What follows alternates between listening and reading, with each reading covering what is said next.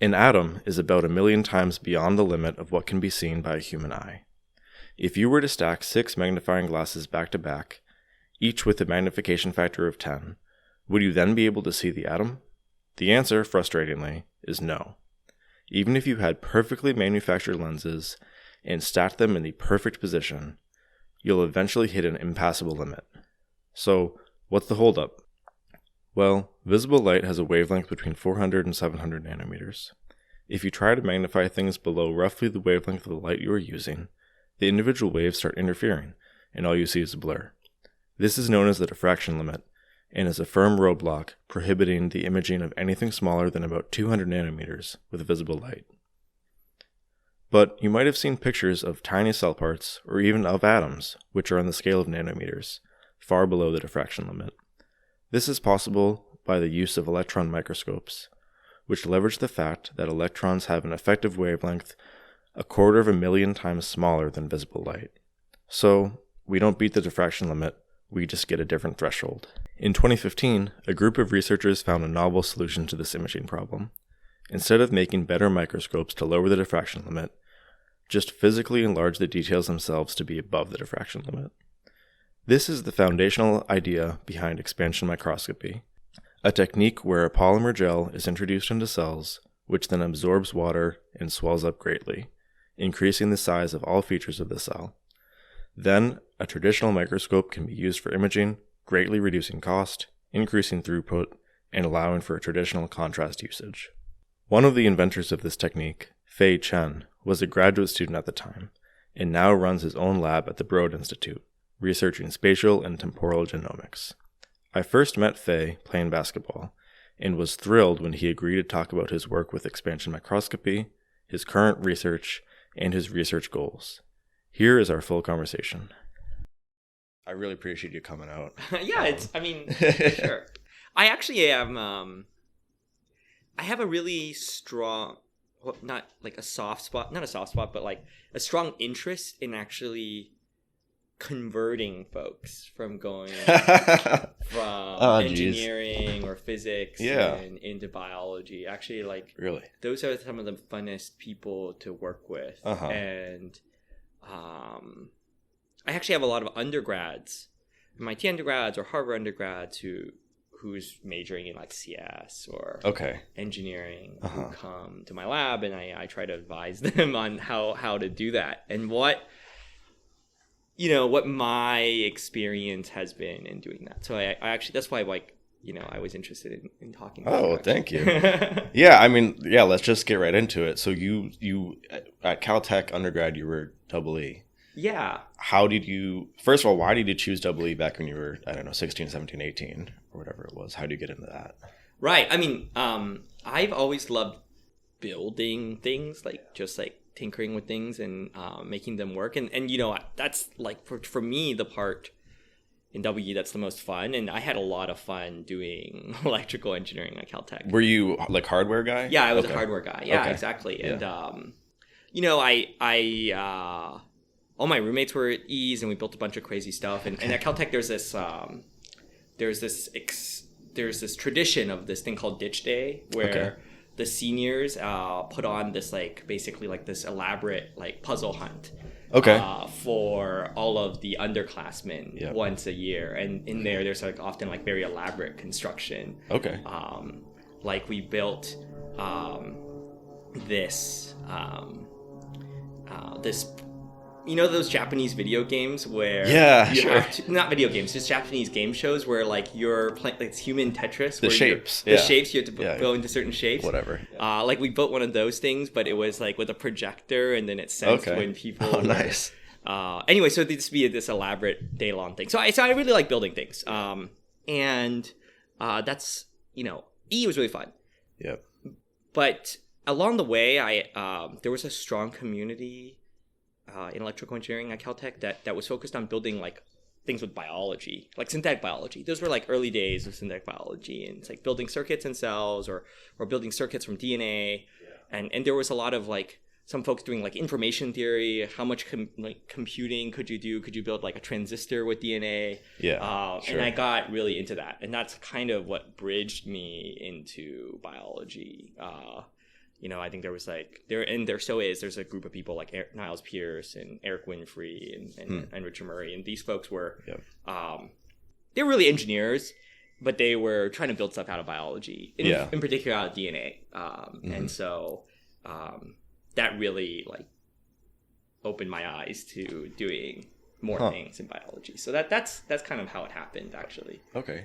Yeah, as a fun kind of aside, there was a paper that came out a few years ago of using DNA basically as a particle physics detector. Oh, yeah. Yeah. Was it from George's lab? Or it was like was it? I'm not sure. I just saw it on archive somewhere. I see. I'll send you the link afterwards. Yeah. But it could basically just, whatever comes in and changes, like mutates the bits. Exactly.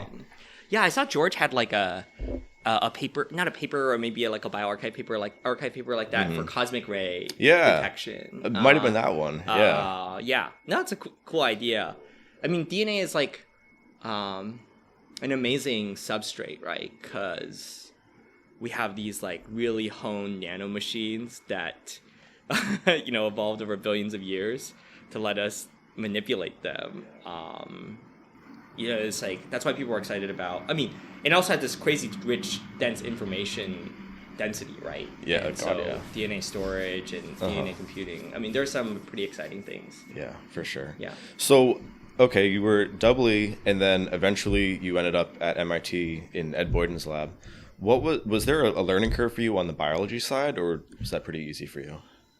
I mean, this is why, as I said, I'm really interested in getting folks who are passionate, excited about biology from the outside, maybe in, because there's so many different paths to get there, right? Sure. And you could be coming from physics or engineering or CS, and people often ask like, oh, what like textbooks do I need? Like, what should I like? What classes do I take to learn about biology?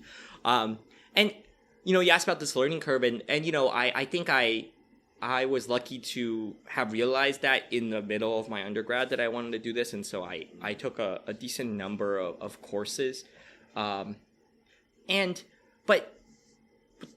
looking back, I mean, when you think about it. A lot of courses aren't, a lot of courses about teaching you facts. Yeah. And certainly that's not how engineering or physics courses are, right? They're like teaching you how to like derive something from first principles. Yeah, right? exactly. And I really like looking at the world from that way, but it's hard to derive biology from first principles. And but there is a level to that, right? Like I think it's not that important to know the facts, but what you need to know are like what are like some concepts that are really important, right? Like the central dogma, or like these sorts of things in biology that often come up, and you can imagine making a course. I mean, I'd be interested in making a course. It's like a crash course in biology, right? That'd be pretty cool. Yeah. For engineers and physicists. Yeah. And there's a lot of ways to like translate how you think about biological concepts into the language of engineers and physicists too, which I think will be very interesting. Because often those courses, if you take a intro bio course at MIT, I haven't taken it, but at least at CalTech, it certainly isn't taught in the same language, and that's a really technical school. Right, absolutely. And yeah, so the transition. So there's two aspects about the transition. There's like the knowledge, and this is true for anything, right? There's like the knowledge and the practice, right? The practice, the knowledge is easy to pick up, but the practice is like intuition about how you do experiments and how you think about questions. Mm-hmm. That takes a long time, I think. Yeah. And it'd also be great to think about how you can impart that to people in a more, shortened timeline. Yeah, right, for sure. So kind of along those lines, when you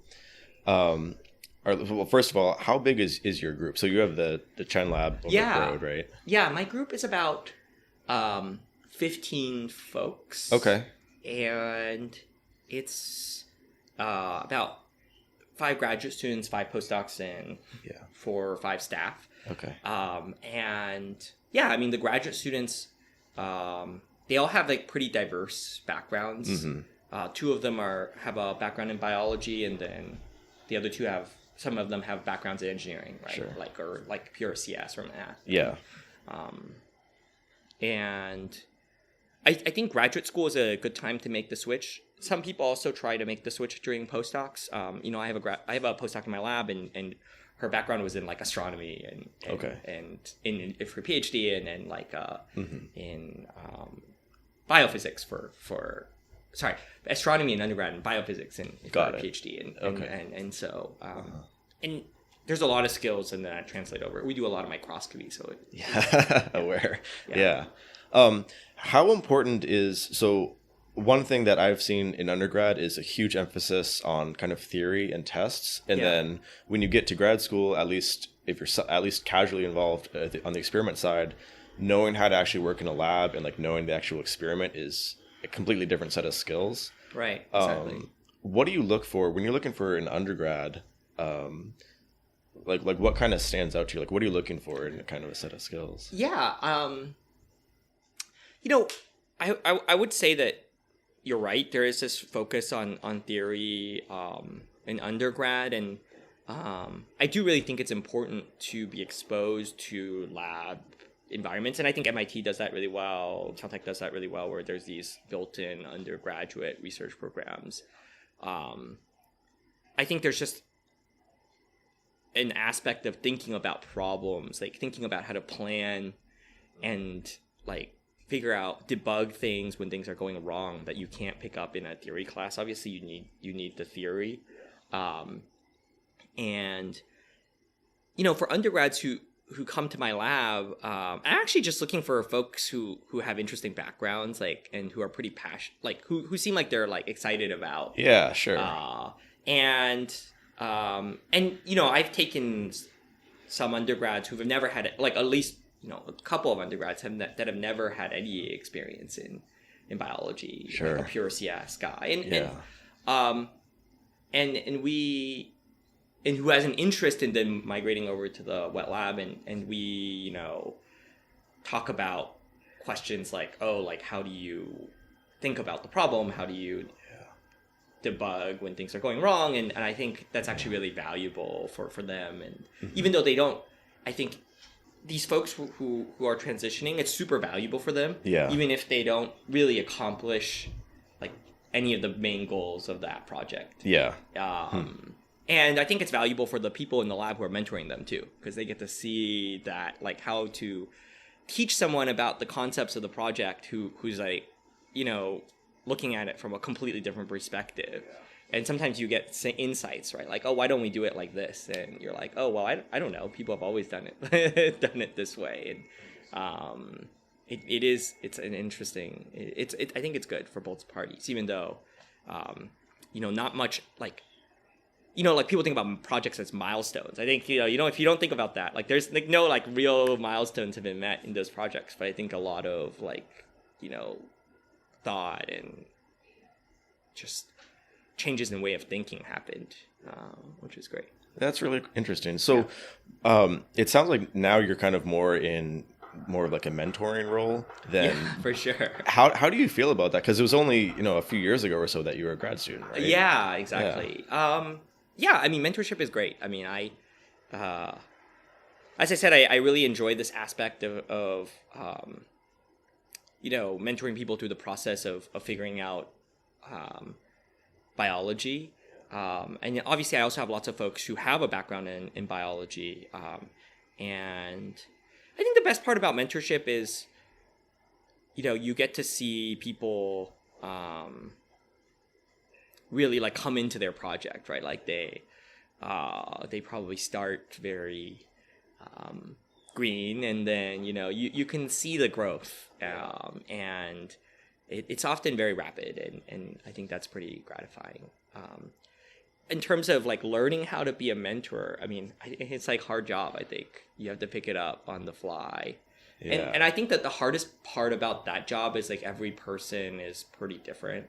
Like there's not like there's no algorithm. You can't like just like plug people into the algorithm. And I think you maybe learn like archetypes. Maybe there are like groups and different types of people, and you get to learn how to optimize your mentorship for that type of person. But I'm still learning how to do that, I think. Yeah. No, I'm not sure if you ever finish learning it.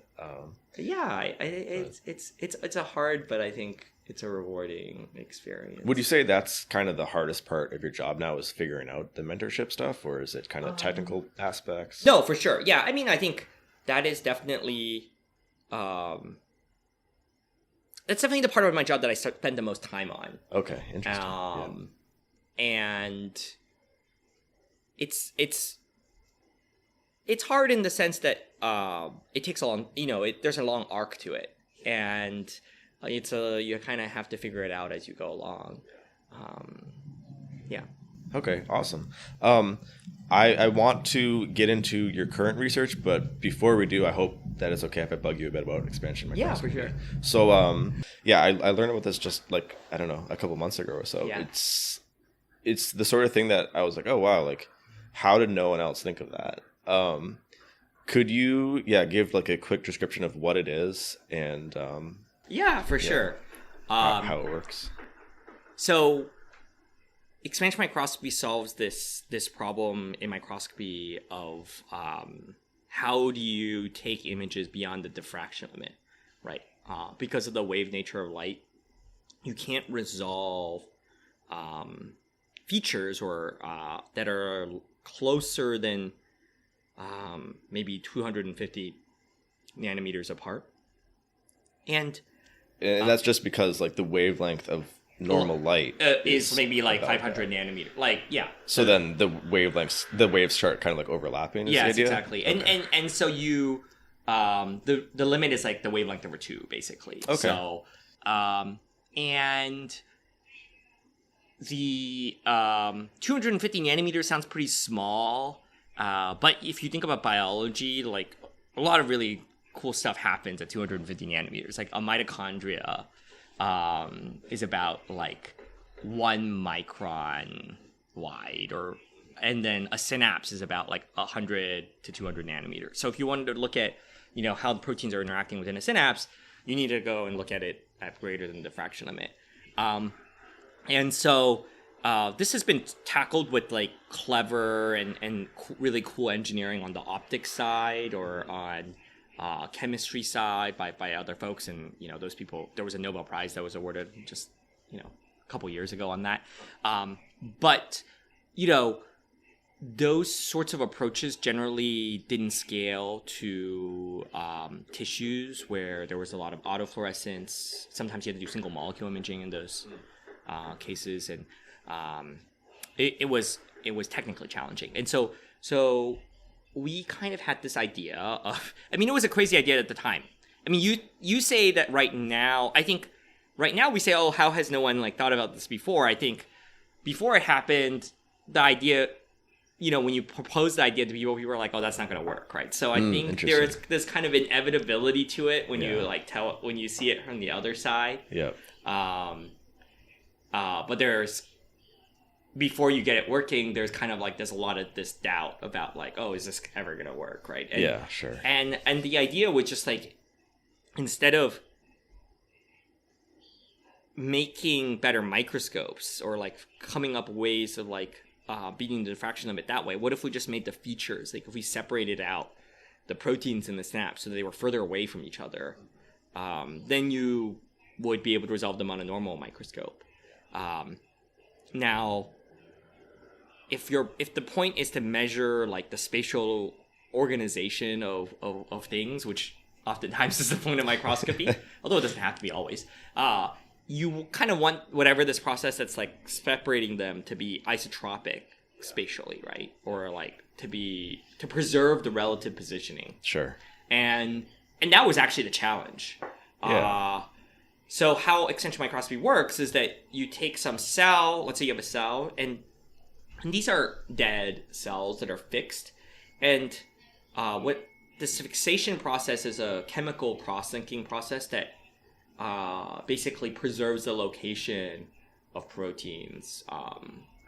It comes from like embalming. Actually, people used to embalm. Not like, if you go to like this is a little bit more. If you go to a morgue, yeah, people are like embalmed in like in formaldehyde. That's like really strong smell. Yep. And that's the same stuff they use in this fixative. Huh. And it chemically cross-links the proteins such that the cell is dead now, but it's still retained in the position of things are retained. Kind of like frozen sort of thing. Exactly. Yep. And so you take the cell that's been like processed like that, and then you, what you do is you form a hydrogel inside of the cell. And how this hydrogel works is that you diffuse in these monomers, and it's in situ polymerized into this network of polymers. And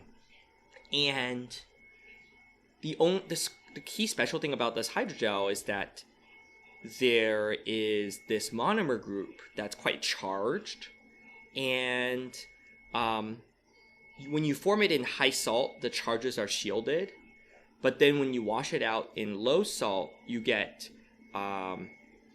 this osmotic swelling because there's these charges that are fixed in this network. Yeah, sure. And you get this like strong osmotic pressure to balance out the relative concentration of those charges. And what that manifests as is this physical expansion of, the polymers of the hydrogel, when they're formed in high salt, they, just like entropically are like in this tangled, configuration. And then when you put them in like low salt, there's this osmotic swelling. You stretch out the polymers, and physically that manifests as something.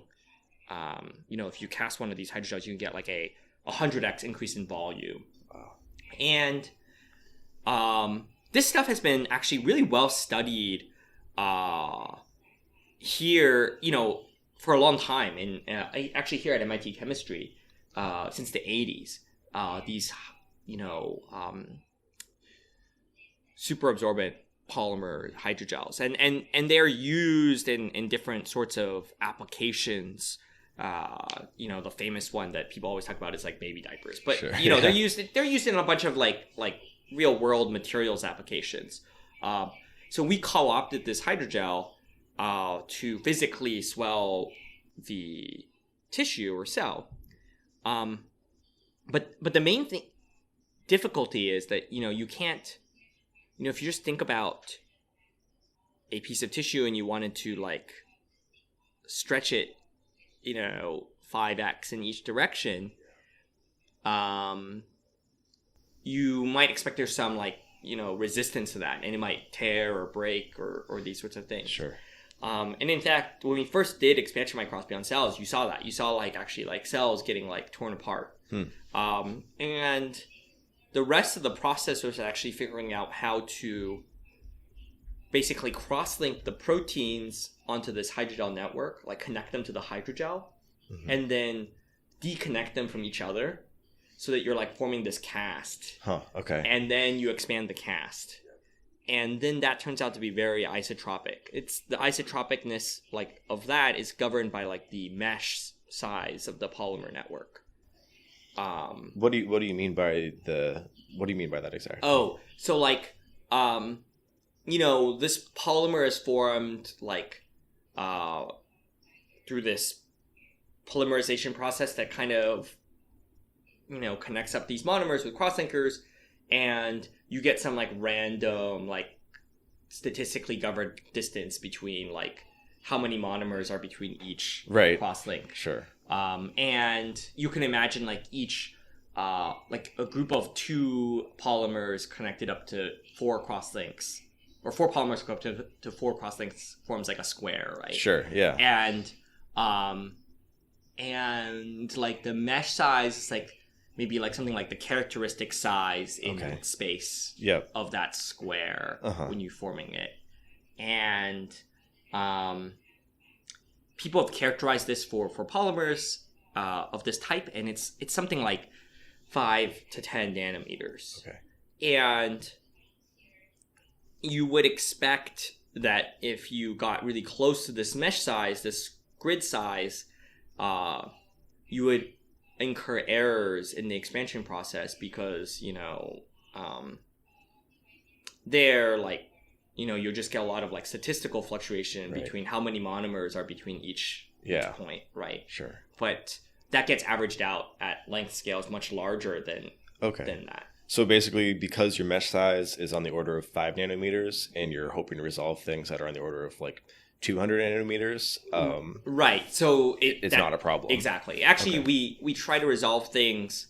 So what happens is that the tissue gets physically expanded, and then now what was 200, like what was 50 nanometers is now 200 nanometers. Right. And so now we'll see things at the 50 nanometer length scale. Yeah. Which is still a lot smaller than 5 nanometers. Yeah, so exactly. The isotropicity, I don't know. The fact that it's isotropic still holds in that regime. Yeah, exactly. Okay. One other question about this is, is it important at all what exactly the expansion factor is? Or not really? I mean, it is important depending on what you want to do, in the sense that like the expansion factor kind of sets your resolution. And then there are some physical constraints to the like hydrogel towards expanding.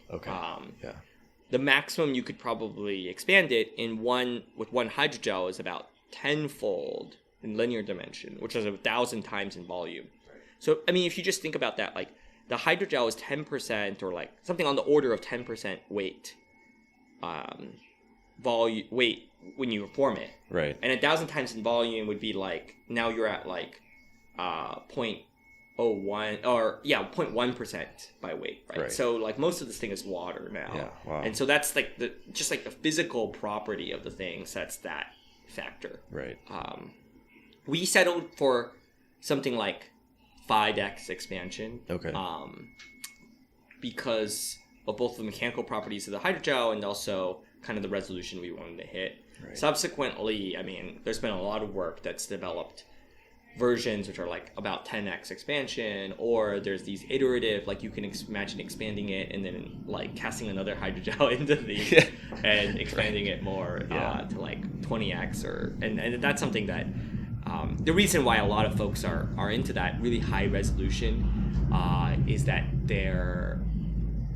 there's some ideas about using, and we were very interested, and I think Ed's group is still very interested in using it for connectomics, where you might want to approach like EM level resolution, which is you want to approach the sub 10 nanometer resolution, right? And there you might need 20x expansion is 10 nanometers, right? So this might be a silly question, but would it be useful at all?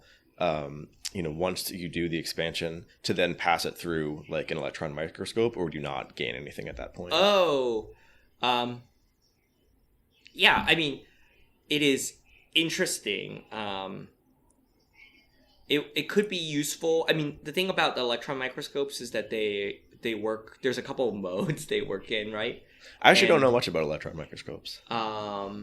I know the Compton wavelength of the electron is like a tenth of a nanometer or something. Yeah, exactly. So your resolution is huge. But that's about all. I don't know the actual, working with them. Yeah, well, there's like, you can get, and I don't know that much about electron microscopy either, but basically you can either get like absorption, or like basically like things that where like electrons don't pass through, and that's like metals, or that's like how you generate contrast, right? It's like hard to generate contrast to electrons. Like normal biological structures don't generate a ton of contrast, and what people are doing is that they're like staining the samples with stuff like osmium, and that's like this metal, and they found out this formulation that like stains the metal into like the membranes, like the lipid bilayers of cells, and that's how you generate a lot of these EM images for connectomics. I think there's some idea about doing that. I mean, obviously, electron microscopy images are already way past the diffraction limit, so that's why it might be not as interesting to do it. Yeah. Then you might ask, why don't people just use EM all the time, right? We already have this instrument that, and the reason is that actually it's this exact thing about contrast. In fluorescence microscopy, we can generate contrast on like on specific proteins, right? We can fuse a protein to a fluorescent protein, Sure. or we can generate an antibody with a fluorophore. We can connect the contrast that we're generating in the image to specific molecular features, which is really powerful if you want to like label proteins in the synapse, or if you want to look at like DNA or these sorts of RNA, these sorts of things. But in EM, you have these like brute force tools for contrast where you are staining with some heavy metal or some other thing, and so you stain lots and lots of things. But I think there is kind of a blossoming field in making new EM contrast agents, right? Like, what if you could make contrast agents that labeled a very specific biological feature, right? Right. Yeah. Oh, I didn't know anything about that. That's pretty interesting. I wanted to ask you, because I'm, obviously a grad student now, and was reading about how, you were a grad student when you were kind of working on this. What was it like, kind of on like the human side of it or personal side of it, of being kind of on an exciting new discovery back in grad school? Yeah, it was very exciting. I think I remember I worked on this with another graduate student, Paul Tilburg. And we, we didn't really know if it would work. It seemed like kind of out there. Yeah. But we did this first experiment, and that's actually a good thing to maybe learn about biology, is that in the first experiment we we were imaging this thing at like 3 a.m. and like we were like, oh wow. And we actually were imaging it as it progressively got bigger, and we were like, oh wow, this thing is this cell is getting a lot bigger, right? This thing might work. And I think one lesson about that is that you might want to optimize for like doing experiments where you see large effect sizes in the beginning, right? Because then you might know it's robust. But yeah, it was super exciting. I think being a graduate student is sometimes a lot simpler too, right? You have ideas and you are excited about them, and then your whole job is to go and implement them. You spend your time thinking about it, and you didn't think that much about, like, we just we had this idea and we tried it and it worked, and we wanted to share it with the world. It was like a very simple process. I think a lot of times science is more complicated than that. Yeah, sure. And looking back, that's like one thing that I really appreciate about that process, actually. What do you mean about the process of your thesis work was kind of straightforward and worked out, or just like the general process of science being kind of difficult? I think it's just that there's a lot of aspects of science that are not as fun as doing that, right? Like there's writing grants, or there's like as a PI you often talk about like the things you want to do, right? To other people, and you try to convince them, oh, this is going to be a cool thing. But if you look back on that process, it was like, oh, this is something I want to do, and I did it, and then it was a cool thing, right? So so that's what I mean in this sense. Okay, got it. Yeah, no, it's pretty. It was pretty cool to read about, honestly. Was there? It sounds like maybe not, but was there any particular kind of sticking points on making the whole thing work? Oh yeah, definitely. I think there was. When we first did the experiment, the cells were getting bigger, but then you see these like artifacts, like if you stain the microtubules, which are like the kind of, you can imagine them as like the skeleton of the cell. Okay. Yeah. And they provide like the mechanical rigidity to a cell. You can see that along the orientation. This is actually pretty interesting. Like along the orientation of the microtubule, like imagine if you had like a bunch of like strings, right? When it was expanding, you actually saw these like stress fractures, right? Oh, wow. Where like the fractures were lined up across all of the that's pretty the cool. microtubules. And obviously that's like a really cool, like you might be able to use that to study like something about the force. Yeah, right? that's what I was thinking. Exactly. But, you know, at that time we were like, oh, well, this is obviously not good if you want to make turn this into a microscope. Sure. And so there was a little bit of engineering and thought to figure out how you got around that part. And that's this idea of like making this cast where you transfer the molecules into the hydrogel, and then you use like what we use is like a proteinase. It just like cuts out proteins so they're no longer cross-linked to each other, and that basically removes the mechanical force of internally to the sample. Yeah, got it. Yeah. Okay, cool. Yeah, so that was your graduate work basically. And then could you walk me through what you did, from grad school to now? Right. Yeah, so I graduated, and then I went to the Broad as an independent fellow, and that's kind of this thing that's been around, and it's getting more popular in biology, which is oftentimes like biological training is long. You do a PhD, and then you do a postdoc for another, the same length as like a PhD. Right. And there was some idea basically of trying to get people earlier in their careers to go into being able to do their own independent research, which is I think a noble idea. And so this was maybe even pioneered here at the Whitehead with the Whitehead research fellows. Oh, wow. Like in the 80s or something.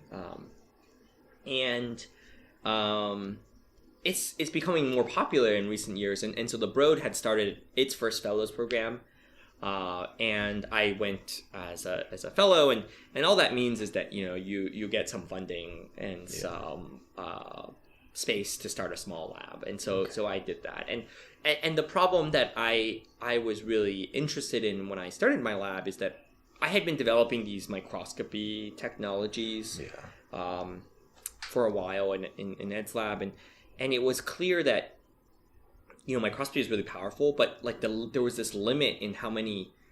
So we talked about the diffraction limit, which is like the limit in how many the resolution. Mm-hmm. But then there's also kind of there's this limit in how many things you can look at on the microscope at a time, because basically we use fluorescence, mm-hmm. and if you just think about how many colors you can separate out from like the optical spectra. Yeah. That's like the limit in the number of things you can label. Right. And so like 6 or something like that. 6 or something. Yeah, exactly. And so, but there's like 20,000 genes right, in the genome, I mean maybe more. I mean, there's lots of like variants of genes. Anyways, there's at least 20,000 things you want to look at. Yeah. And so, so that was the challenge. I mean, and on the other side of this equation, what the Broad has been really good at, before in the last decade is taking samples up and like grinding them up. Sorry, taking samples and grinding them up and like looking at the relative abundances, like the compositions of these 20,000 things, right? Okay. Without any spatial information, but you can go and that's what the process of sequencing kind of is so you can go and like at least for RNA sequencing, you can go look at the relative abundances of these 20,000 RNAs. And so like my lab was really focused on marrying these two worlds, right? Yeah. Like how do we look at the diverse array of biomolecules that you can get by sequencing, like putting it onto a next generation sequencer, but doing that inside of tissues. And so so we did a lot of technology development in that front. Rolling it back a little bit, when you said like you want to measure the relative abundance of various parts of RNA or parts of genes, could you tell me, so what I think of back to like my chemie days is if I want to know the relative abundance of something in a sample, I would go to like a gas spectrometer or something, mm-hmm. and I could see like elements. So could you tell me, just because I'm not a super bio guy, so I don't know, how is that kind of traditionally done of measuring relative abundances? Yeah, that's a great thing. So you can spectrometry is still used, right? Like if you in particular, like mass spectrometry is used all the time to measure the relative abundances of proteins. Okay. But what has really taken off, I would say, in the last 20 years is measuring nucleic acids like DNA and RNA. Okay. And it's kind of interesting. It's because you have enzymes which let you copy DNA and RNA. That's really what's like at the crux of it all. Okay. Because if you have a protein, you have like one copy of that protein, and you have to be able to go and make all your measurements on that one copy of that protein. Right. But if you have a piece of RNA or a piece of DNA, you can copy it, right? Yeah. And you can take one copy and make it into like, a million copies. Yeah. And then you can easily measure that million copies. Right. And so that was the first step. So what happens then is that you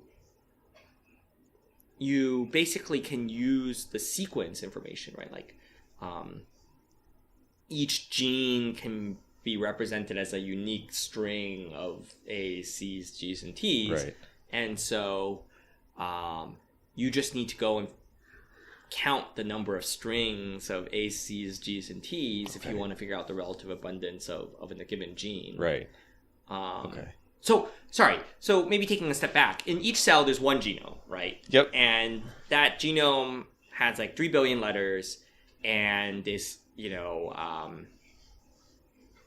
and has like 2 copies on average of every single gene. Yeah. And you don't really need to know the relative abundances. What we first did was we went and sequenced or like determined the relative order of A's, C's, and G's and T's in the genomes, right? That was like the Human Genome Project. Yeah. And we did that in like around 2000. And it cost about $1 billion to, that's actually not that bad, right? Like, I don't know how many real dollars like today would be, right? Yeah. Well, it's a lot less expensive than our particle physics. Yeah, or like James Webb Space Telescope. Yeah. Probably, yeah. I mean, that telescope's amazing, but like, it's not billions. that. Yeah, but that's one human genome, right? There's a lot of humans out there, and one of the next things that people did was like, how do we look at the variation, right? Like the variation in my genome versus your genome, right? And how do we get a sense of that variation across populations? Yep. And what we did, there was an intermediate technology that just looked at the point, like it was a comparator basically. You could just compare, if we know like there's about 0.1% of the genome is like maybe different, and like some fraction of that is relatively important, we can just like take all of those points and compare you and me. And that was like a less difficult problem than going and sequencing all of the genome between your genome and my genome, because we already know that like 99.9% is the same. So why would we like go and do this again? Yeah. And so that's how we collected a lot of this information about like human genetic variation. But then there was this kind of revolution in sequencing technology, or the ability to reconstruct A's, C's, and G's and T's from samples. That was really led by this company that's now like, dominant in the field called Illumina. And basically what they did was they made a very high throughput fluorescence microscope, and they gave each base like a different color. Okay. And they engineered this enzyme that and a set of bases that would like add one base. It's like a combination of enzymes in chemistry where you would add one base and then you can image it. Okay. And then you can add another chemical to like cleave the dye and then add the next base. Yep. And so you can just take these videos. Wow. And then you would lay out like, millions of these molecules on like a flow cell, Yep. and then the microscope just goes in and takes millions of these videos. And so that like basic idea drove the price of sequencing from, $1 billion for the human genome to maybe it costs $500 to sequence a human genome right now. Right. In like 15 years. Yeah. And so there was this like super exponential decrease in the cost of sequencing. Mm-hmm. And then that made people realize that it was then possible to take samples. And so every cell has one genome, and that genome was converted into messages to make proteins. They're called RNA, like mRNAs, messenger RNAs. And so like those are so if you think about, you can think of those as the instructions. Like that's like the analogy. People like the instructions for the cell, right? Uh-huh. And so if you think of the cell as like a state machine, that's like another like way, like people like, that's another like engineering now. You think of the cell as like a state machine, you can like probe the state of the state machine by looking at the instructions that's currently in it. And so people realized that one way to do that was to go and count the different like instructions, or like figure out the relative compositions of the instructions. Yeah. And like what instructions is the cell executing, and like in what proportions are the instructions being executed. Right. Okay. And so that's basically RNA sequencing. Mm-hmm. And it turns out that you can use the same chemistry that's revolutionized DNA sequencing, but now you sequence RNA. And now instead of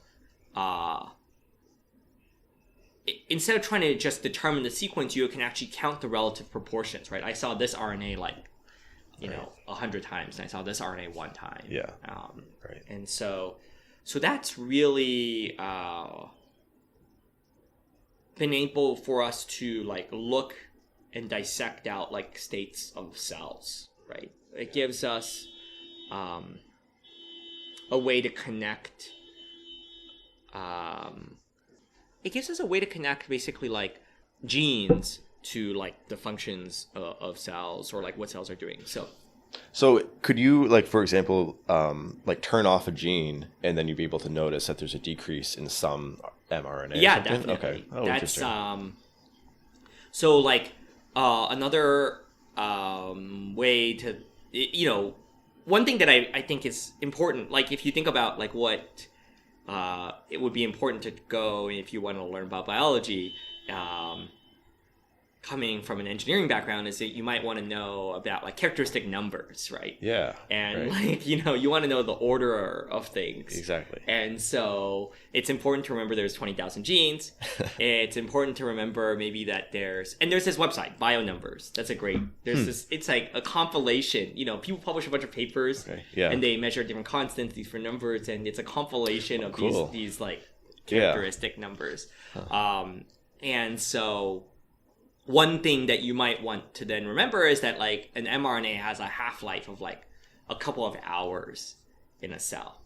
And so it is in fact like a transient state you're measuring. So, and maybe here's a good way to illustrate that analogy, right? Like,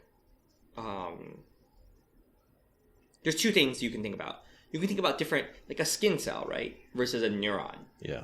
They are they have the same genome, right? But they're executing different functions, and they're clearly in different states, right? Absolutely. So then you could go and look at their collection of RNAs. We call that the transcriptome, because each RNA is like it's a transcript, and the collection of all RNAs is the transcriptome. Right. And so you can look at the transcriptome, and then you can see basically the steady state difference in the transcriptome between neurons and skin cells. And you'll find that while there are some genes that are the same, right? Like there's a bunch of genes that the cell just needs to be around to like live. Yeah. Right. Right. But then you'll find a bunch of genes that are like neuron specific or skin cell specific. You'll find like neurotransmitters. You'll find like genes that encode the function of the neuron. Right. Right. Yeah. And we can actually think about those, like you can look at the correlation like structure of genes that make up a neuron versus a skin cell, and you can actually assign like modules of genes, right, like that form circuits that make a neuron. And then one really interesting question that challenge in engineering is like, oh well, maybe I want to make a skin cell into a neuron, right? Because they have the same genome. So I could imagine like, and you can do maybe converting the skin cell into the neuron, and then you might say like, oh, what parts of its transcriptome do I need to perturb, like move, right? Like if I could just move the state machine from this state to that other state, does the skin cell turn into a neuron? Well, I guess it's like a little bit more complicated than that, because the state is like memorized by something happening in the genome, and we can talk about that separately. But the genome has some memory, right? It's not like yeah. So there's this whole field about thinking about like how do you reprogram the memory in the genome so that you can convert like one cell type into another, so they end up in the same state. Is this the idea basically kind of with like Yamanaka factors? Yeah, like Yamanaka factors. So what do Yamanaka factors do? It's actually interesting. So like you can take a skin cell and you can add these transcription factors and it converts the state of the cell into something that looks like a stem cell. Right. It's some undifferentiated cell. What it's doing is it's kind of like erasing the memory the cell has of where it's supposed to be. Right. Yeah. I guess like an analogy would be like, cell, it's like ROM, read-only memory. Yeah. The cells are like, you like program the cell. The cells are like stuck in the state, but you can like flash ROMs. You can erase the memory. Cells are not like RAM. You can't just like move the cell from state 1 to state 2. Yeah. They're a little bit like ROM. Like you can have a skin cell and it has like the ROM for the skin cell. And then Yamanaka factor is like flashing the ROM to convert it into this unwritten state. And then you can like flash it with the neuron. And that's what people are doing. Although there's a very interesting idea of like PNMU transdifferentiation, which is like, can you take skin cells, which are like stuck in this, in our analogy, they're like this read-only memory for skin cells. Can you just like change that memory somehow directly into the, the state without going back? Without going backwards. Interesting. But going backwards is the way that we have learned how to do it the most traditionally. Is there a problem with going back? Like, it seems more difficult to go straight. It is much more difficult to go straight, and it's unclear if there's ways to traverse that landscape. You can imagine, it's unclear if you can move between those two things, but there's a lot of, I think, benefits to going straight in the sense that, like, you might be able to do it in situ. Like, if you, like, had some injury. I mean, people are interested in that, right? Like, if you had some injury to your spinal cord, like, could you go, like, convert the nearby cells? Or, like, there's a lot of places where you can't deliver cells, right? Yeah. So you might want to do, like, in situ, like, transdifferentiation from one cell type to another. Okay. Just because it's hard to, like, take cells out of your body and then convert them and then put them back into the places that you might want to put them. Right. Yeah, absolutely. Yeah. So this is something that, I don't know, maybe will illustrate my lack of understanding currently, but you have, two cells, they have the same genome, but one's a skin cell and one is a neuron. And there's this idea that an analogy of, there's kind of the ROM basically. Where in the cell is the ROM? And right. Then, you have the same genome, so yeah, exactly. Where's the ROM where is like the ROM existing basically? It turns out, and this is just some of it, like a really interesting question, like the ROM is stored in, it's like this persistent state that's stored in like the proteins and marks. So there are these modifications to the genome, like chemical modifications to the DNA that help store the state. Okay. The classical one is this thing called DNA methylation.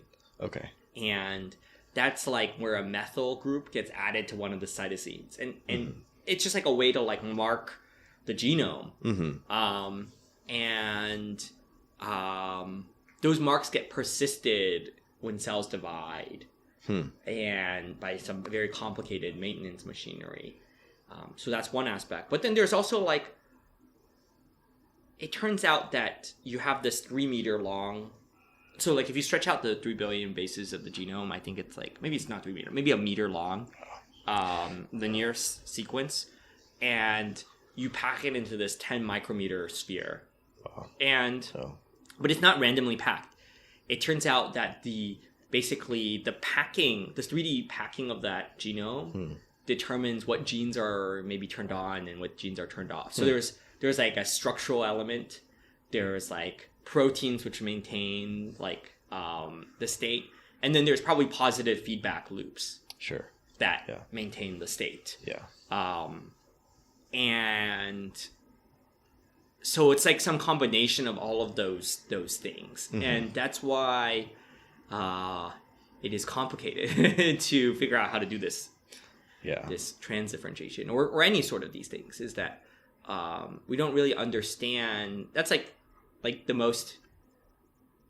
question you asked is not naive at all. It's like actually like a pretty fundamental question. It's like, the difference between these two cell types, like where is that information stored? Right.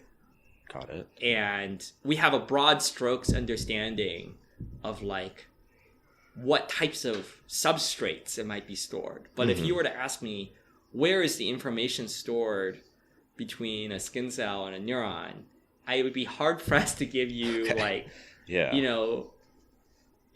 are the parts in the skin cell, like genome, which are methylated, and these are the proteins that need to be around. It's this like, and so, I mean, it's a kind of a fundamental question. Okay. Yeah. So with this idea of kind of the 3D structure being, it's not trivial. It's important to what actually becomes a cell. Is that part of the reason why stuff like expansion microscopy and like understanding the 3D structure of for sure. Is important? I mean, part of our research is trying to understand the 3D structure of the genome and how that relates to basically genome function and what genes are on and what genes are off. Yeah. And I think here's like the fundamental thing that's also crazy about it, right? Like we just posited that the structure of the genome was important. Well, like every time the cell divides, you like randomly you have to like condense all your chromosomes. You have to copy your chromosomes, condense them, and then reassort them into 2 new cells, right? And if I just said that the structure of the genome is important for maintaining what cell type I am, well, that means that the skin cell, right? Like every time a skin cell divides, it has to maintain those physical structures, right? Yeah. With high fidelity, right? In this, like, packing 3 billion bases into this really small volume. Right? Yeah. So, that's just kind of a very amazing act. Right. Yeah, absolutely. So, does your group, or is there interest kind of more broadly even in like measuring this across time, or is it always kind of a static? Static definitely. We're very interested in measuring things across time, and I want to point out, Anders Hansen, who's like right there, I think actually, he's a MIT BE professor that we collaborate with. One thing that we're very interested in, his group is very interested in, is like taking videos of like individual, like just label 2 points in the genome. Sure. And just taking like dynamic videos of how they're interacting and moving around. And we are very interested in temporal measurements, but it is challenging because almost all of the measurements that we have in biology involve like killing the thing. Sure. That we want to measure. At least molecular measurements. Obviously there's like non-invasive measurements But molecular, if you want to ascertain the molecules, like what protein or what gene or at what mRNA, they're almost all destructive. Yeah. Although, we're very interested in ideas for like this idea of molecular recording. I mean, I just told you that like we're really good at reading the sequence of DNA or RNA. Yeah. So if we can convert, we're interested in ways of converting dynamics into something like sequence. So like, here's like one idea. This is not this is an idea I worked on in undergrad and something that George was really, not undergrad, in grad school, and something George was really excited about back in the day too. George Church. Yep. It's like, one area of dynamics you might care about is like the activity of neurons. Sure. Right? The firing of neurons. Yeah. And imagine if you convert when a neuron spikes into like one base in a piece of DNA, like an A. Oh, okay. And then when a neuron is like not spiking into like another base, then that's a temporal record in sequence. And now you can like then sequence that and reconstruct like the history of that neuron's firing. And the thing is that sequencing is very scalable. Right. Right. But there's other ways of doing it. You don't have to encode that dynamic information in DNA. You can encode it into other substrates. I think Adam Cohen and Ed both had a paper that was very interesting in bioRxiv like a couple months ago, where it was like encoding it in like a protein tube. It was basically like a ruler. It's a thing that continuously polymerizes at a set rate. Okay. And then like if things were happening, if the cell was in one state, it would be red. It basically makes like a binary barcode in your cell that's like a physical structure. Yeah. And then you can read it out later by a microscopy. Right? Okay. Yeah. And so it's like trying to figure out ways of converting dynamics into permanent records. I see. Yeah. So is the idea that you mentioned with George, is that the thing that's called ticker tape? Yeah, that's a ticker tape. Yeah. That's like a molecular ticker tape. And then there's been a lot of other ideas so that's a much harder idea. Yeah. There's been the best implementations in molecular recording have been for lineage tracing, which is like understanding which cells are born from which other cells. Okay. Because you have like this is another amazing part of like biology is that like every cell in your body came from like one cell, right? So for organisms like C. elegans, you can like just like look on a microscope and see like which cells became which cells. And like somebody did that in like the 80s. Okay. Like, they made an entire map of like because there's only like a couple thousand cells or something. Yeah. But you can't do that for like mammals. Or, right. Yeah. And so there's been some cool ideas where you go and you make like random scars. If you just introduce like random mutations in the genome at a set rate, you can actually like reconstruct the lineage by looking at like basically like it's like 23andMe for cells, right? Yeah. Because like you can connect the relatedness of two individuals by their like shared mutation. So it's kind of like the thing with calico cats, but yeah. Many dimensions, not just your exactly the kind of thing with calico cats.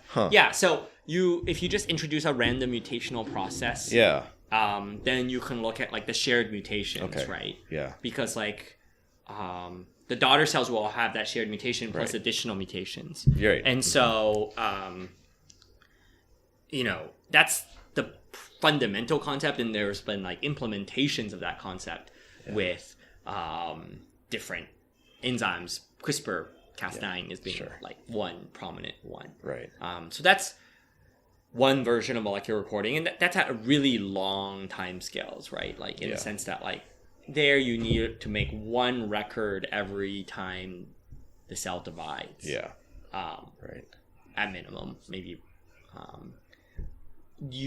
But there's like probably like we worked on a project where we try to determine the age, like have used the same idea where we accumulate mutations on RNA, and now we can determine the age of a given RNA just by how many mutations it has. It's like a clock, right? Yeah, absolutely.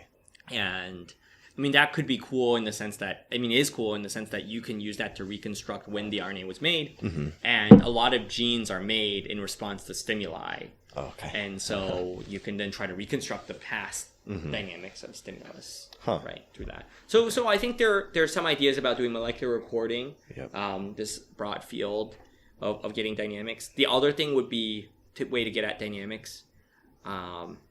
Another aspect of that molecular recording before I finish is like interactions between cells, right? You might want to know when two cells have like seen each other. If you have like dynamic migratory cells or cells that are moving around. We're interested in this problem, but I think other people, people have invented like tools wherein like you can transfer a label from one cell type to another cell when it sees it. So that's another way of looking at like the history, right? Like here you're like marking interactions, right? And at the end you see which cells have interacted. Right? So those are like ideas of like converting something that happened in the past into a permanent record. And then there's probably another set of things for dynamics where you can try to infer causality from perturbations. So like that's actually how we learned the most of what we know about a lot of biology is that, you instead of looking at real dynamics, you're looking at like, I'm going to like get rid of this thing and then I'll know if this thing is responsible, causal, or like necessary and sufficient for this other thing. Right.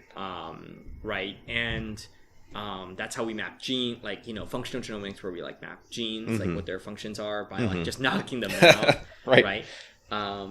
And I think perturbations are going to be quite exciting for inferring causality. It's another area where you can get at dynamics. Okay. So if I can ask you about some specific things from your lab. For sure, yeah. I guess that we've kind of covered some of the spatial genomics and temporal genomics stuff. One thing I saw on kind of your homepage that I wasn't able to really understand in the time that I had, which is this thing called Slide Seq. Oh, okay, Slide sequencing, I guess. Yeah. Could you tell me about that? Yeah. So we talked a little bit earlier in our conversation about how, when I started my lab at the Broad, I wanted to mirror I wanted to bring together this world of like sequencing the compositions of cells, right? What messages they are expressing.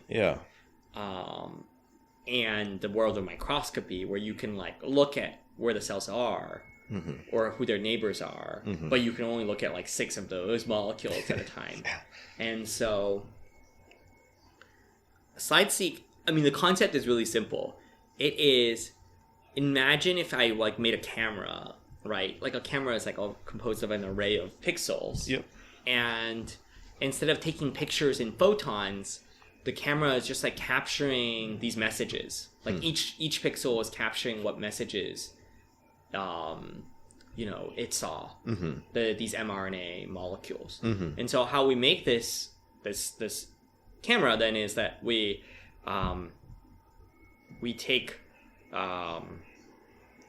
beads, like each pixel is a bead, like a microbead. Okay. It's about 10 microns, and what is it? It's made out of polystyrene. Oh wow! Okay. Okay. It's a polystyrene microbead. A physical little microbead. Okay. Yeah. And on it, there's a bunch of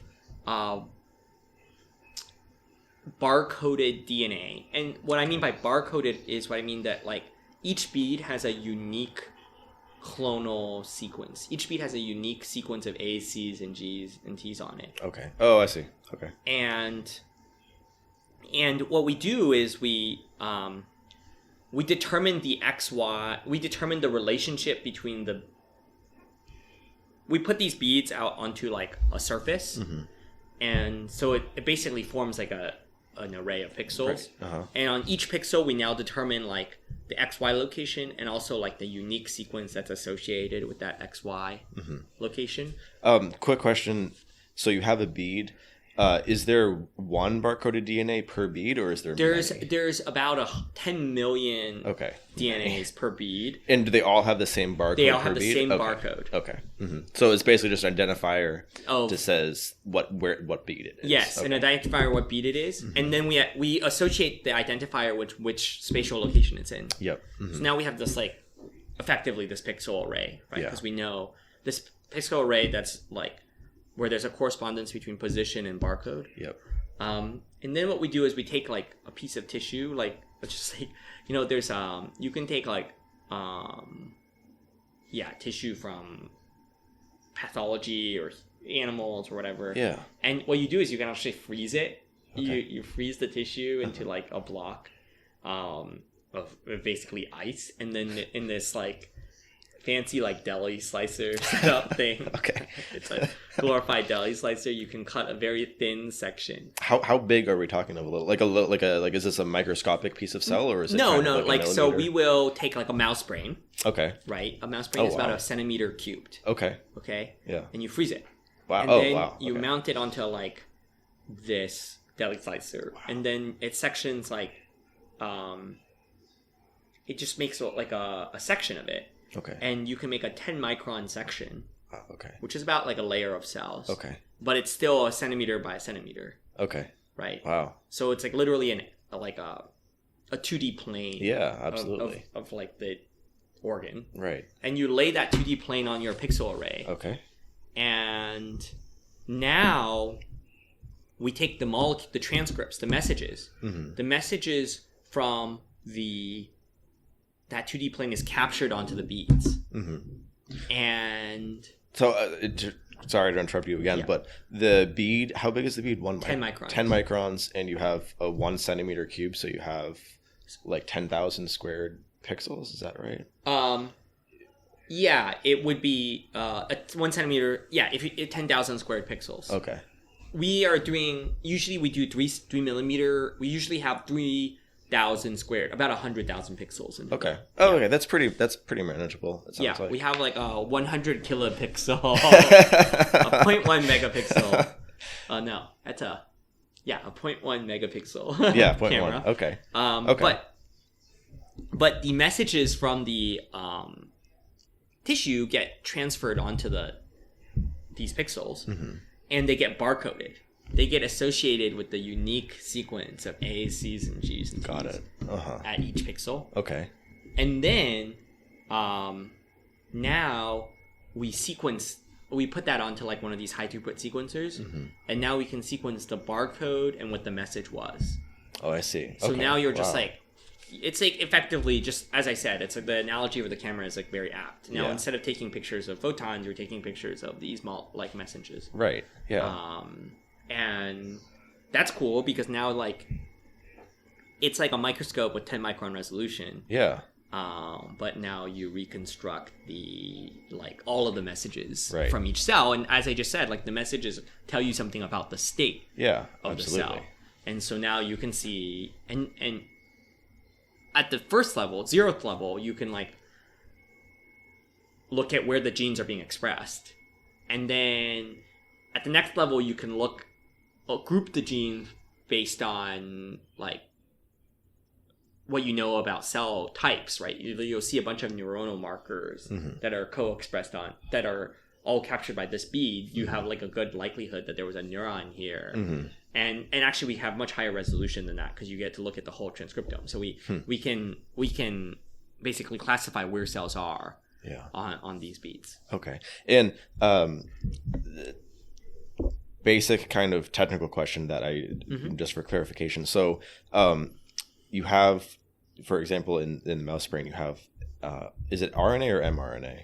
It's not important. It's not that important. Okay. We're capturing mRNA. So you have mRNA and you have little beads with marker DNA on it. What exactly happens? Does the RNA go onto the beads, or does the DNA go onto the... The RNA goes onto the beads. Okay. In a diffusional type. It's just like a diffusion thing. Okay. And then there is this process where we associate the DNA with the RNA in the sense that we use this enzyme called reverse transcriptase. Okay. And what it does is it takes it uses this barcoded piece of DNA as a primer, and it synthesizes the complementary DNA of that RNA. And so now you have this one molecule that has like the RNA sequence on it, and also and that's how you get exactly. Okay, wow. Okay, that sounds pretty awesome. And then you take this. Is there kind of just a thing where you like kind of like wash out the RNA from the styrofoam beads? Or? So after that you basically you don't have to keep the pixels intact, and you can just collect them. Right, because you have the XY data. Yeah, and I said that you basically use this PCR, which is this way to amplify. You amplify all of the molecules that you captured, basically. Yeah. And then you put that onto this other machine. Okay. That's pretty awesome. Yeah. So kind of from a higher up perspective, what are your like kind of more broad goals over the next, I don't know, 10 years, 20 years? Like what would be successful next 10 years for you? Yeah, I mean, what we've done so far in the lab, it's like come up with ways to measure the organization, map the organization of biomolecules, whether that's like where genes are being expressed in tissues or where cells are. Yeah. Or at another resolution is like, what is the organization of the genome? Mm-hmm. Like, I'm really big into like, so one of the things about biology that's hard compared to engineering is that there are not good abstraction layers. What do you mean by that? In the sense that like if I'm like an engineer and I'm building a circuit, or like let's say I'm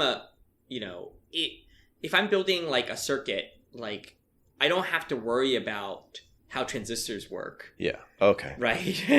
I can take like an op amp and whatever, and I can build my circuit with an abstraction. Like I don't have to worry about like E&M when I'm building circuits. But the abstraction layers are like really fuzzy in biology. Oh my god. Yeah. Like if I want to build a tissue, I can't use cells as abstractions because cells have weird interactions with each other, or like we just don't know the rules. Yeah. Right. And so one thing that I think would be really exciting is like coming up with the rules, like learning the rules of tissue organization. Like what are the interactions that are important, and what are the molecules that are important to like form function in like any tissue, like the brain or the kidney, and being able to then like manipulate these rules in like an abstracted context, like take those rules and recapitulate them in models where you put different cells together, like tissue engineering, like where you try to build tissues, right? Like, I think success would be like if we can take the rule, like if we can understand the rules of tissue organization such that we can actually go and build like new tissues with new functions, right? Yeah. And so that's one aspect. And the other aspect is like, similarly for like genome organization, right? Like if we could understand gene regulation in a way where like we understood the rules of how structure affects function, and that we can reorganize the structure to change how gene expression, or like if we understood like that fundamental question of like what is like the memory states, right? And like then we might be able to then reprogram the memory states. Yeah. And so a lot of what I think about is like how do we generate like abstractions for biology or maybe we can't generate them, but we could at least come up with like frameworks for thinking about how to engineer biology, right? And we're doing that through building computational models. We're doing that by developing new ways of making measurements, and then we're doing that by making perturbations in those like models. Like we'll make predictions about what perturbations to make, and then we'll make those perturbations, and then that will tell us how correct our models are. Right? Yeah. So I had a question for you about kind of the state of the field as a whole, or maybe not even, maybe it's larger than the field, but there's people who are, working on various anti-aging stuff, various gene therapies. Yeah.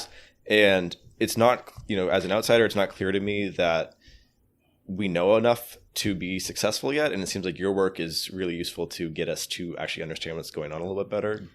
So I guess the question I'm asking is, do you think that more work should be focused towards kind of developing tools for understanding what's going on like you're doing, or do we need both? Like I think we need both. Actually, I think we need both tools to understand what's going on, and then a lot of characterization of what's going on to I think there are efforts to do that. Mm-hmm.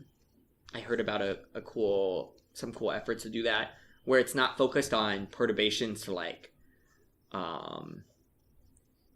it's to investigate published perturbations and figure out what exactly is going on, right? Yeah. Because, there's a lot of excitement about, for example, like delivery of Yamanaka factors. But I think there's a lot of characterization that needs to be done about like what are we actually perturbing in these systems, and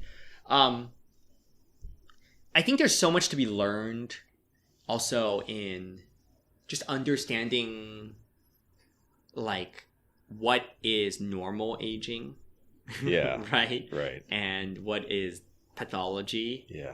And what is like a healthy tissue. Mm-hmm.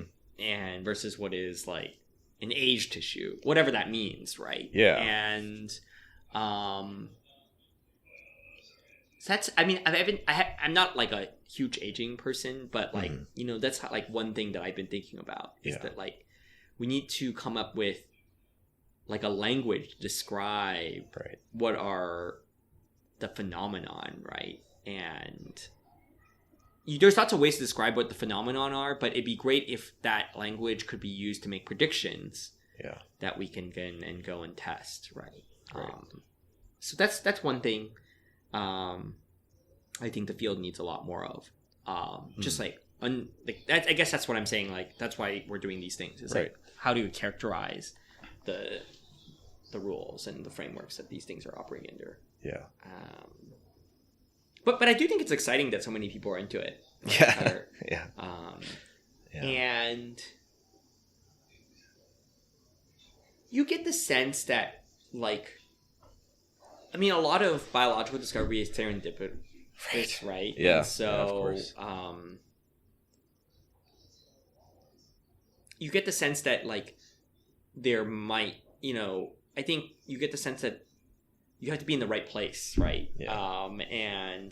And then you're serendipitously find this thing, and we might be at the right place. There's some excitement that we're at the right place, and so more efforts to try to increase the like interaction frequency of serendipitous events will be good.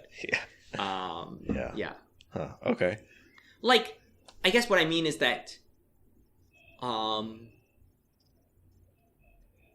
oftentimes things are obvious from hindsight, but you haven't been in the right framework of mind to think about it. Like expansion microscopy, like, it would have been difficult to develop that a long time ago, even though it was totally possible, because people weren't thinking about problems at that length scale, and you needed the development of certain like molecular tools to make it interesting, to like really good antibodies or really good fluorophores, and then I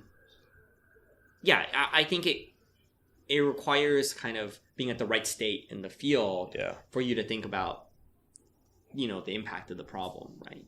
And so that also happens in other, I'm sure that happens everywhere, and so there might be some sense that we might be at the right place. So I'm not sure if it'll be useful, but like I don't know, I find like my entire time in college, like the most useful conversations I've had, like the most useful thing I've had from college isn't stuff that I could have learned from textbook. It's talking to people. So along the ideas of kind of serendipity and kind of like being at the right place at the right time with the right ideas, is there anything that you do kind of outside of work that kind of puts you in the right mindset or kind of helps you that's a great question. I love reading science fiction. Oh, really? Actually. Oh, wow. Okay. Or I used to. I mean, I love reading science fiction, and Yep. I used to have a lot more time for it. And now I have not recently, but Sure. I was a big fan of the classic, science fiction, Asimov, Sure. Dune, these sorts of things. Yep. But I would say for a while, I mean, I really enjoyed reading Neil Stephenson. I think he's got some very prophetic things that happen in his books. Like Cryptonomicon, prophesized the cryptocurrency revolution, maybe. But why do I think it's interesting? I think it's just interesting to a lot of those books like also explore like society in interesting ways. I think beyond just it's like a way of doing thought experiments about society, Right. Which I think is quite cool. I mean, I think being at the right place at the right time. I think one thing I do like doing is I love talking to other people in other fields about their science. Yeah. Like astronomy. Like Sure. I'm super into talking to, I don't know that much about astronomy, but I love talking to astronomers about what they're doing. Yeah. In, like these deep sky surveys. Or Yeah, like absolutely. Exoplanet, Right. And I can't tell you of a time when there was an idea that I talked to someone else about that became really relevant in my research, but Yeah. I think it's helpful to just there's a lot of that awe and wonder about learning about new things that are way outside of your field that that helps just you be more creative, I think. Yeah, for sure. Yeah. So you kind of mentioned, talking to people far outside of your field.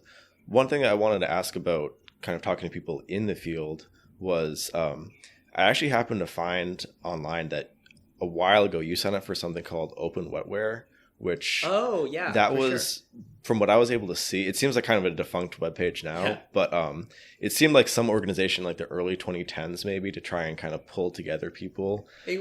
It was, I think maybe here at MIT. Oh, yeah? It was for synthetic biology. Yeah. And,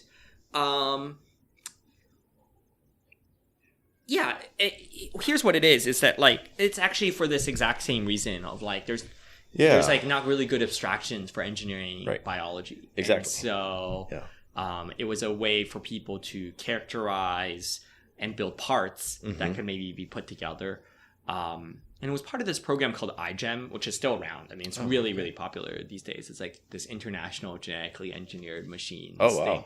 I mean, I did that as an undergrad, and that's why there was this OpenWetWare page. Yep. I mean, I think that is and continues to be a great thing because it inspires a lot of folks to come into biology from other areas. Yeah.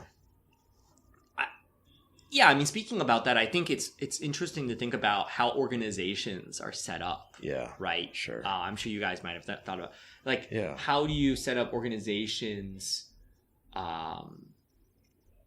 to change to really generate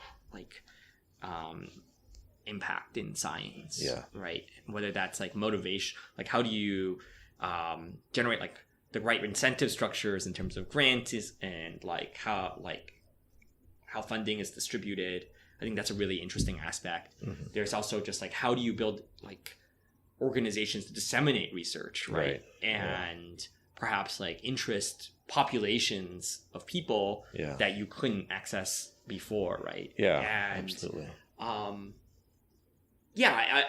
think it's very interesting to think about those questions. Yeah.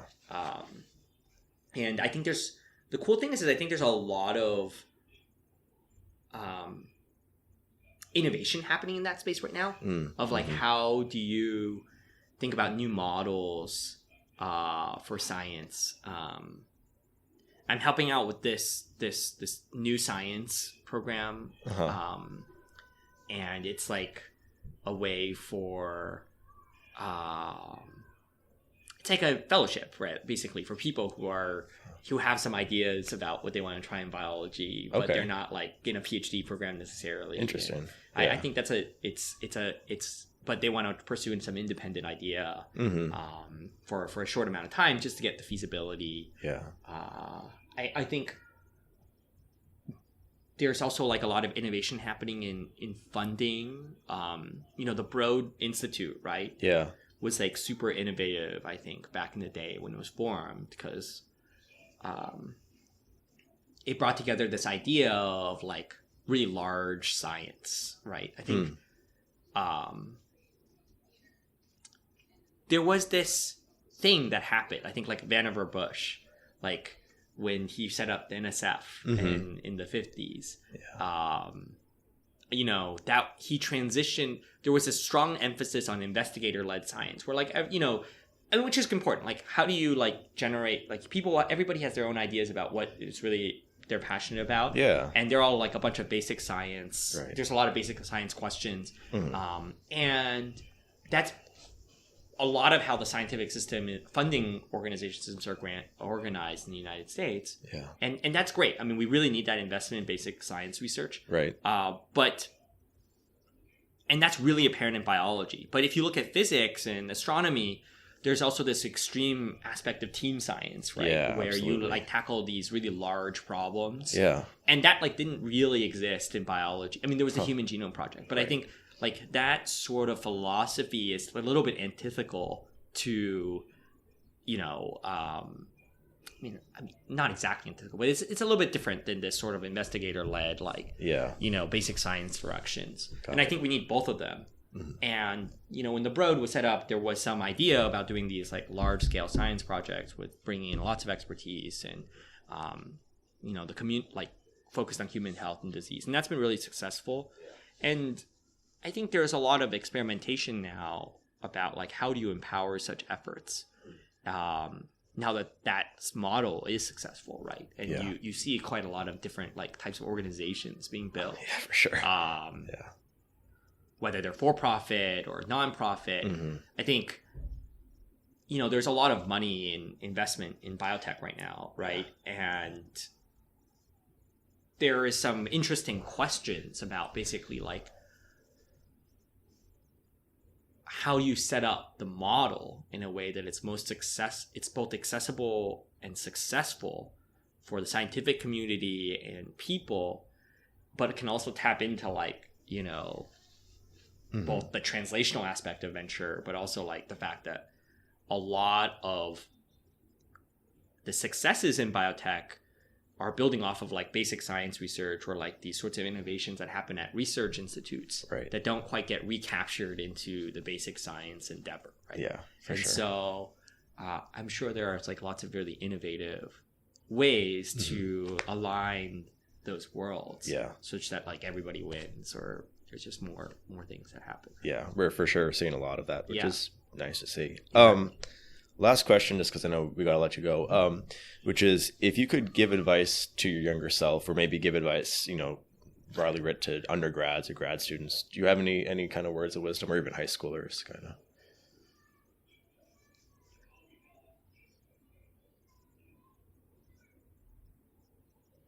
Yeah, that's an interesting question. I actually think that one thing would be to I think if possible, go out and talk to like people, like if you're excited about something or like many things, go out and like reach out and talk to like the people doing research in that area. I mean, I think it's easy when you're an undergrad to be very focused on or high school. You're like everything is, you're like super focused on the now, right? Like on coursework or on like, even if you're doing research, you're focused on that project. Right. But I think, undergrad is like just such a special time for you to just take up like so many new ideas. And also you have kind of some access, right? You're like at, oftentimes at institutions where there's like really great people doing really great science. Yeah. And they'd love to talk to you about it if you just even ask them. And asking them what the big questions in their field are, and just getting a sense of like the bigger picture of the field or arc of science that you're interested in. Yeah. I mean, I feel like you never take that. I mean, I certainly didn't take that seriously in undergrad, because you're always just so focused on. I certainly was. And on the things at hand, and being able to have that like introspection to like go back and take a step and just see the patterns. And if you do that, maybe like you can identify what's really important, or what are like the really interesting questions, and that will really set you up. Yeah. If you want to go, and well, no matter what you do, you if you do science, or if you do technology or venture, like I think it's all going to be really important to get that bigger picture view. Yeah. No, I think it is true. Like, it's just when you're an undergrad, you just never. Oh my God. You're like you're like always focused on set, or I deeply regret it. I just maxed out on classes. Every single semester. On classes. Exactly. And you're like super focused. Yeah. And you do research, but you're like, oh, I really want to get this research project to work, or like I need to get this next experiment to work. Yeah. Yeah, even in grad school, up until the past year or so, it's just been. Yeah, I think it's just super, and like, I think also like the system selects for that, Yeah. Right, like that's how you become successful, or like by whatever metric you're successful, like the system like selects for people who are good at doing that, right? I'm drastically behind in physics because I've stuck my head out and like, oh, like maybe bio's kind of maybe an interesting field, but it's like you'd be screwed if you want to go back into physics now, because you're behind by a lot of time. So but I do think it's important to, because you just don't. Also, like, oftentimes your path is so like your path is so like path dependent, like. Yeah. And absolutely. You might want to like get rid of that path dependence a little bit by. Yeah, it makes sense. Yeah. Awesome. All right. Well, I'll say thank you so much. Yeah. Yeah. Thanks. Yeah. It was really awesome. We appreciate it.